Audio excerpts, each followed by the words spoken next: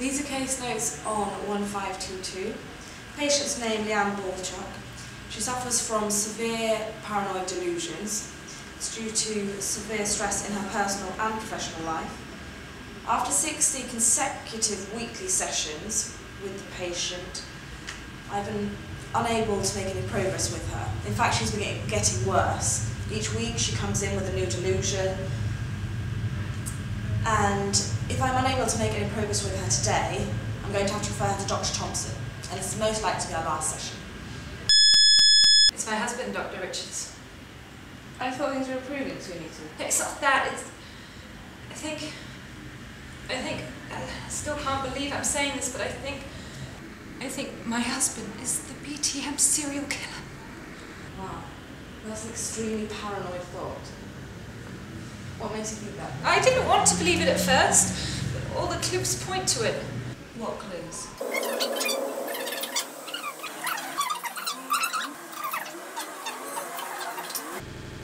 I think there could be another reason for that.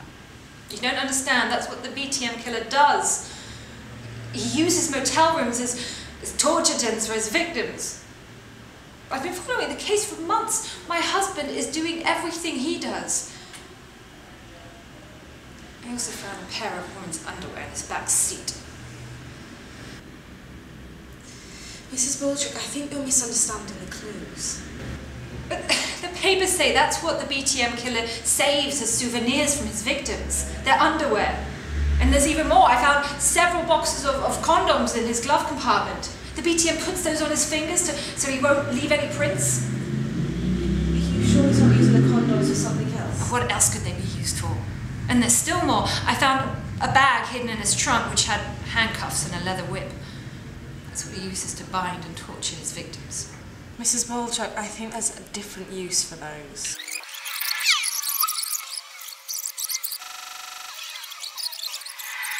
He's always coming home late from work and going out weird hours.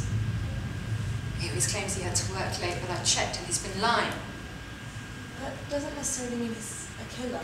There could be many reasons why he's coming home late. And whenever he comes home, he always goes straight to the shower, even though he already took one in the morning. That doesn't mean he's killing people. One night, I followed him, and he checked into a seedy motel, and we stayed there for hours. There's even more. I checked his credit card receipts and found he's been making purchases of women's lingerie and jewellery, and he didn't give any of it to me. But the news says the BTM killer is a transvestite who dresses up as a woman in order to gain their confidence and trust and lure them back to his motel rooms. Mrs. Baldrick, I think you're completely misreading the situation. I think there's a better explanation than he's killing people. No, I'm not. What finally convinced me was last night. I kept calling and calling his phone, and finally someone answered. It was a woman, and she was screaming in pain. I called him right during a kill, and I heard the whole thing. I don't think that was a woman screaming in pain, Mrs. Baldrick. I know what a woman dying sounds like.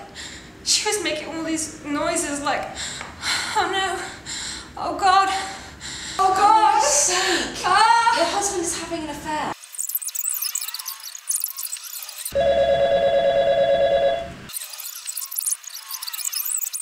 What? You think? Oh my God, I'm so stupid. Of course.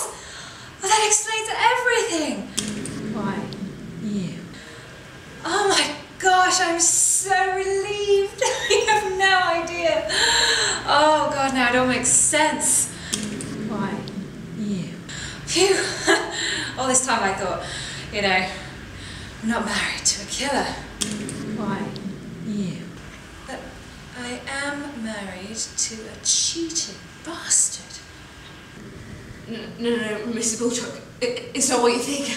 That low-life, no-good, bum-sucking, filthy douchebag! Cheating on me, huh? How could he do that to me? I'm going to show him. Mrs. Baldrick, what are you doing?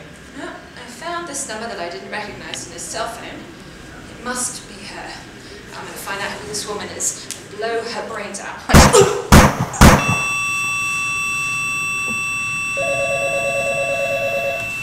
Hello, this is Dr. Jessica Richards' crisis line. Please leave a message and I'll call you back as soon as possible. Hi, Dr. Richards. This is Michael Bolchuk again. I need to schedule an emergency appointment. I had another blackout last night. My altered personality is emerging again